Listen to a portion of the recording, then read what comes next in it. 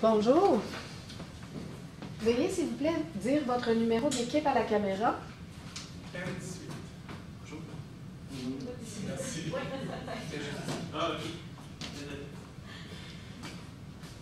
Vous avez 15 minutes pour la présentation. Je vous montrerai le temps restant à l'aide des cartons au 7, 4 et 2 minutes, ainsi qu'aux 30 secondes restantes. Je ferai le décompte des 5 dernières secondes avec mes doigts et j'afficherai un carton indiquant la fin de votre présentation. Une période de questions d'une durée de 5 minutes chronométrée suivra. Après 5 minutes, j'annoncerai la fin de celle-ci. Si vous êtes en train de répondre à une question, veuillez brièvement conclure. Vous ne devez en aucun temps dévoiler la provenance de votre cégep sous peine de disqualification immédiate. Veuillez, s'il vous plaît, rester dans la zone de captation vidéo délimitée par les marques au sol. À tous les observateurs, le silence vous sera demandé tout au long de la présentation et de la période de questions. Si vous désirez applaudir, vous devrez attendre la fin de la période de questions. Vous ne devez en aucun temps dévoiler la provenance de l'équipe qui présente. Aucune entrée ni sortie de la salle n'est permise durant la présentation ou la période de questions. Veuillez, s'il vous plaît, éteindre la sonnerie de vos téléphones. J'inviterai maintenant les juges à se présenter et vous pourrez par la suite débuter votre présentation.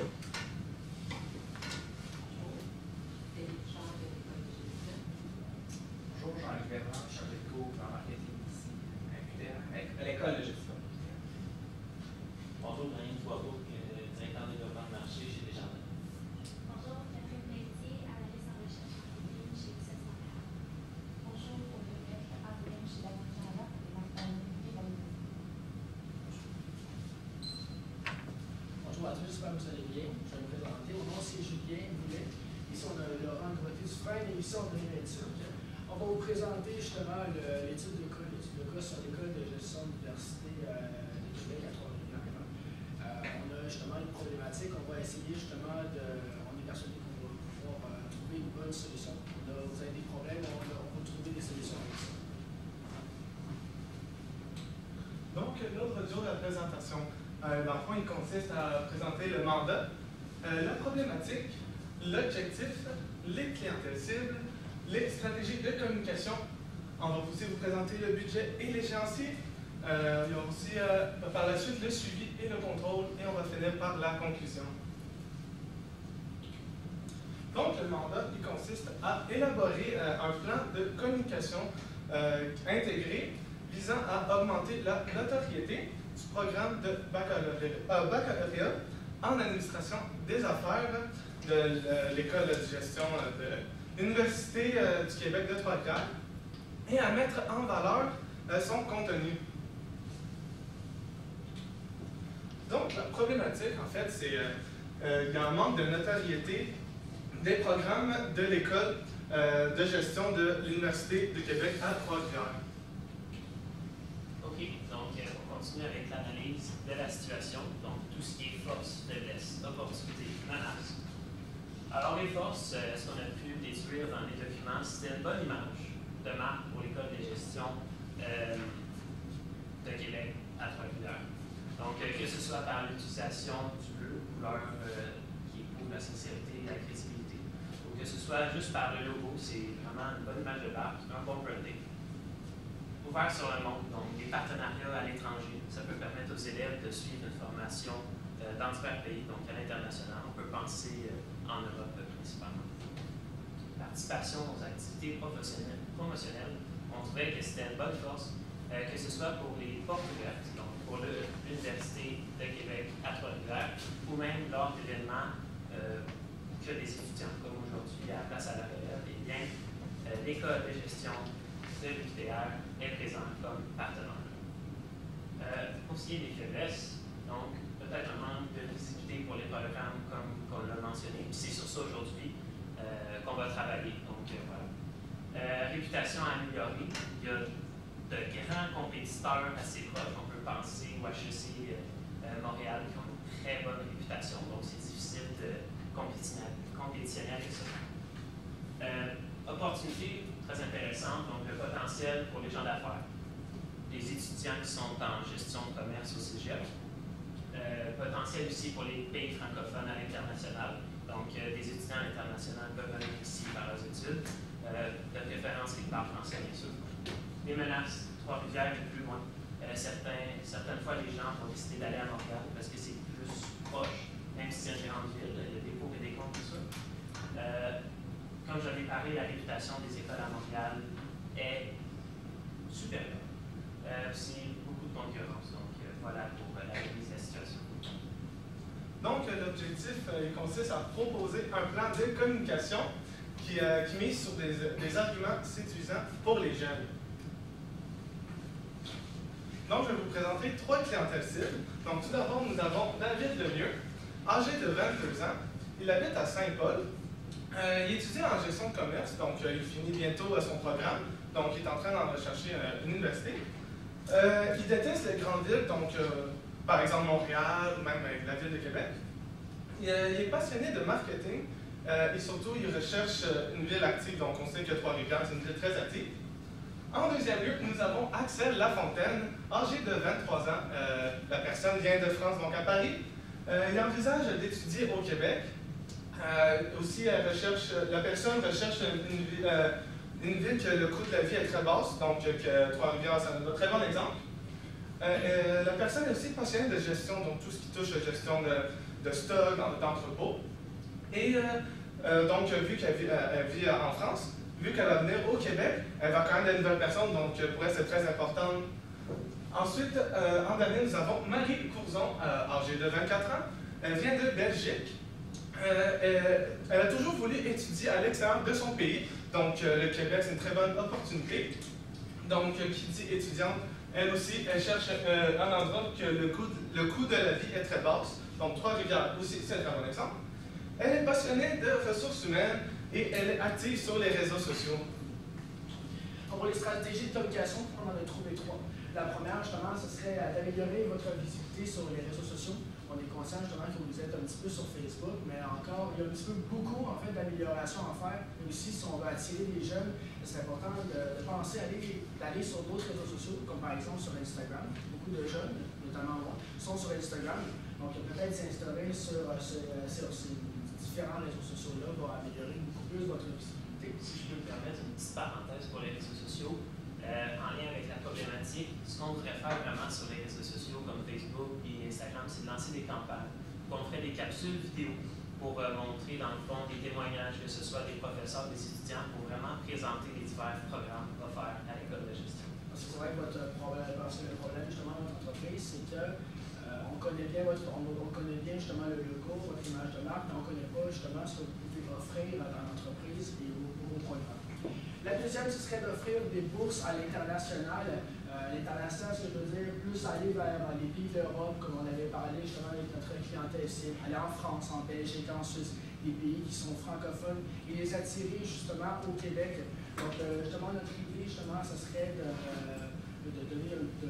justement informer les collèges, les lycées, en fait, les lycées en Europe, quand ça sera le temps justement pour eux de prendre un cégep, ça va être un choix justement qu'ils vont avoir déjà pris en tête. Et la troisième, ce serait d'offrir le back dans le plus de cégep possible. Donc sur les 3 stratégies, on en a pris une, bien entendu, et elle qu'on a jugée la meilleure. En fait, toutes les 3 stratégies sont excellentes, mais elle qu'on trouve la meilleure, c'est vraiment les bourses à l'international. Déjà, les partenariats. Vous en faites déjà des partenariats étrangers, c'est déjà une de vos forces. Et en plus de ça, on va un petit peu faire plus de partenariats en Europe. On va faire des partenariats justement dans les lycées, pour, comme je l'ai dit, emmener du monde ici au Québec. Et aussi, les bourses, on ne va pas les donner à des personnes au hasard. On ne va pas les donner à des personnes comme, mettons, un concours, quand tu as la chance de gagner une bourse. On va plutôt aller sur le système de la cotère.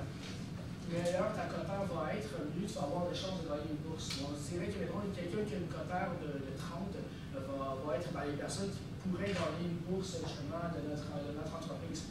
Parce que si on fait ça au hasard, on donne une bourse à quelqu'un, même si en ignorant totalement sa cotère, si justement on n'est pas sûr qu'il continue ses études, eh bien c'est là le problème, justement, ça pourrait être une bourse perdue. Par contre, quelqu'un qui a une cotère d'en haut de 30, On juge qu'elle est motivée, elle a envie justement d'obtenir un diplôme, et donc on est certain justement qu'elle va continuer, qu'elle va aller à l'université, et que sans nouvelle bourse, elle va venir chez nous.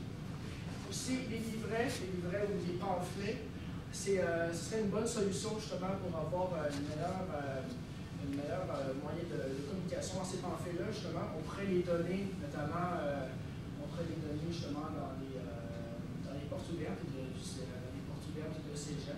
On pourrait aussi en distribuer dans les collèges, dans les lycées, autant en Europe qu'au Canada. Et donc, dans ces livrets-là, on axerait vraiment ces livrets-là sur qu'est-ce que vous offrez à cette école-là, à l'UQTR. C'est quoi que vous offrez de vos programmes. Et aussi, pour les personnes qui sont justement en Europe, on comprend que c'est un petit peu dur pour eux, justement. Ils viennent d'arriver au Québec, ils sont un petit peu perdus, on peut dire. Et donc, on pourrait offrir pour eux de payer en partie leur logement.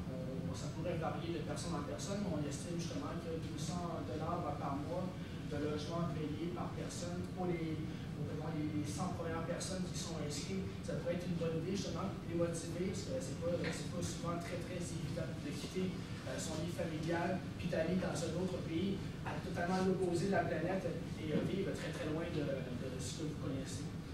Et donc aussi les médias sociaux dont j'en avais parlé, Facebook, on va accentuer là-dessus, et aussi aller sur Instagram, pourquoi pas, et aussi faire des promotions. Puis comme Laurent m'a parlé aussi, faire des capsules justement sur les médias sociaux, sur ce que apporte le programme. Et ce que Laurent a parlé. OK, niveau budget, ce qui est très intéressant à regarder aussi. Donc, le budget a pris de 30 000 les livrets, on a estimé ça à 60 cents l'unité. On voudrait en faire 5 000 qui seront distribués, comme on l'a dit, dans des collèges, donc pour vraiment montrer aux gens qui sont prêts à passer à l'étape supérieure, l'étape d'aller à l'université, pour leur donner un aperçu de ce que c'est l'université de gestion aussi à Trois-Rivières. Le logement payé en partie, donc pour les 100 premiers. Donc, si on fait venir les 100 premières personnes, ils vont se dépêcher à s'inscrire, puis on va s'assurer de les avoir. Puis en même temps, nous, on va les récompenser avec de payer en partie leur logement. Donc, on avait mis $200 sur leur logement pour le premier mois. Donc, 100 fois 200, 20 000. Facebook et Instagram poussé à publicité au maximum. Donc, 7 000 $ de budget pour ce qui est de la promotion. Séparé par 4 000 $ pour Facebook et 3 000 pour Instagram, qui va être nouveau, puis qu'on voudrait vraiment que ce soit créé, parce qu'on voit vraiment une opportunité derrière ça.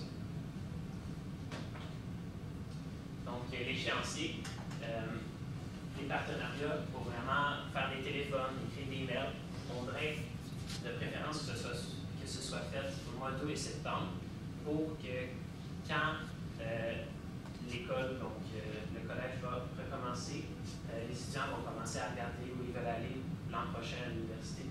Donc, les livrets seront distribués à partir du mois de septembre jusqu'en décembre. Donc, il y aurait des kiosques dans les écoles. Les gens pourraient être informés de cette façon. Puis pour les médias sociaux, on dirait vraiment que ça roule à l'année. On a un bon budget, qui est $1 000. Puis, voilà. Pour le suivi et contrôle, déjà à la fin justement de cette première année, on va voir les résultats. Et avec ces résultats-là, on va pouvoir, s'il se passe de quoi, améliorer justement ces résultats-là. Parce que notre stratégie, on est persuadé qu'elle va marcher finalement. Mais s'il y a un petit pépin, on peut prévoir ça, on peut peut-être pas prévoir ça d'avance. Mettons, si les pamphlets ne sont pas assez, comment on pourrait dire, qui ne communiquent pas les bonnes affaires ou qu'on ne les distribue pas au bon endroit, au bon moment, on peut améliorer ça. Dans les médias sociaux, si on a fait une gaffe quelque part, on peut améliorer ça. Si justement il y a des améliorations à faire, on va pouvoir être capable de les faire sans aucun problème majeur. OK.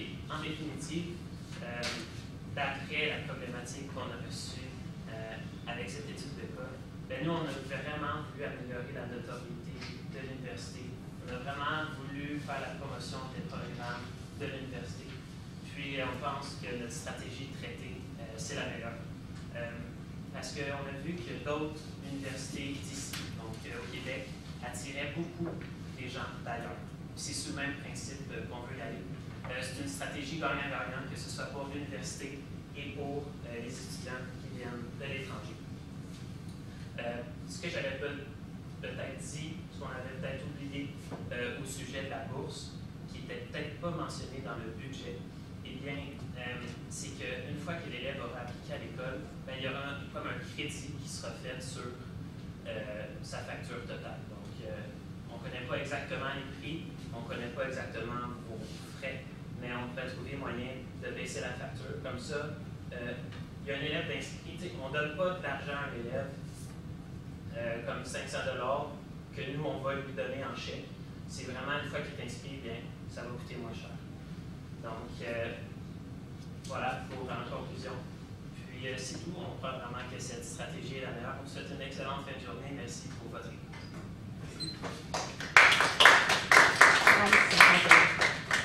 13,51.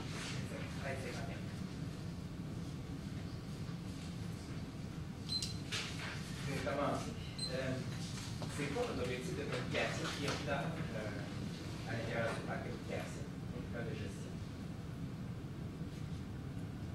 L'objectif de communication prioritaire.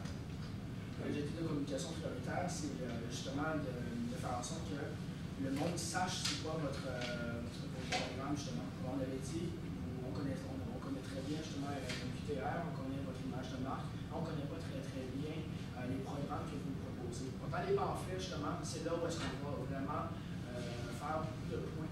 C'est là qu'on va donner des pamphlets, puis à l'intérieur des pamphlets, il va y avoir tous les programmes qu'on va dire de manière concrète, mais très bien dit, concrète. Comment les distribuer? On va les distribuer de différentes manières. On va les distribuer au Canada, en Europe. On va les mettre dans des écoles, dans des portes ouvertes d'écoles, que ce soit au cégep, que ce soit aussi dans les écoles secondaires, autant au Canada qu'en Europe. Comme on a dit, la publicité sur les médias sociaux, plus le pamphlet, les notoriétés, mais les bourses internationales, puis les take-back dans le plus de cégep possible, ça a plus un incitatif dans un cas, et un développement de produit dans l'autre cas. À quoi ces deux éléments-là répondent à l'objectif prioritaire de remplir la priorité? Peut-être, moi, je me dis, on s'est dit en fait que en proposant ça, les personnes à l'extérieur vont voir que l'école, ça va faire un peu de bouche à oreille, on va dire, ah, regarde cette école-là, ils proposent ça.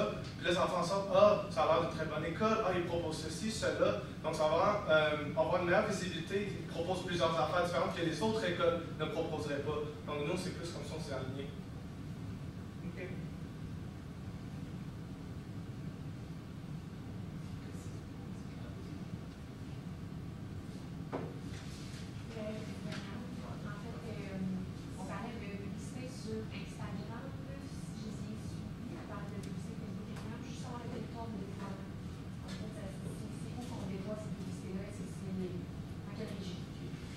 Nos bourses sont vraiment axées pour ce qui est à l'international. Donc, ce serait lancé dans les...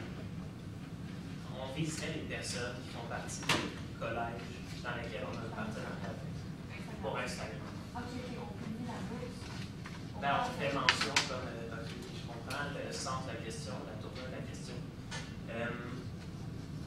Ce qu'on veut promouvoir avec Instagram en créant des publicités, c'est de présenter c'est quoi l'école de gestion, c'est quoi qu'on offre, puis c'est quoi qu'on donne aussi, qu'on va accorder aux nouveaux étudiants.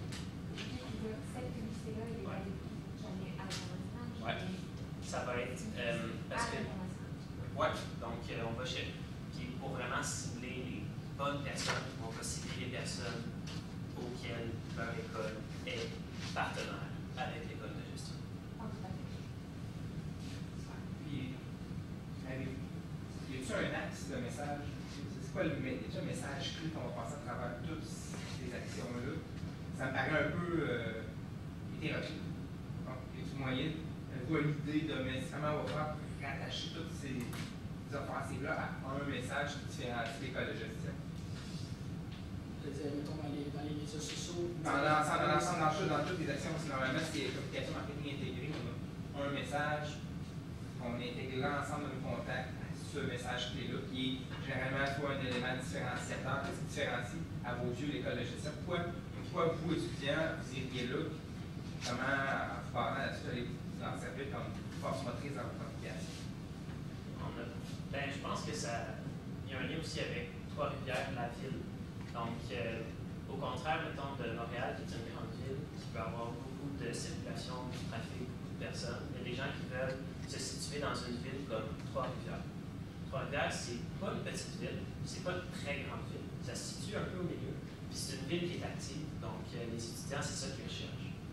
C'est pour ça que Trois-Rivières, c'est comme l'emplacement parfait. Puis on le voit, dans les dernières années, il y a de plus en plus de jeunes qui viennent s'installer ici. C'est une ville qui est en mouvement, mais sort pour ce qui est de la Vous justice. auriez dû partir avec ça. On attendait la question. Ouais.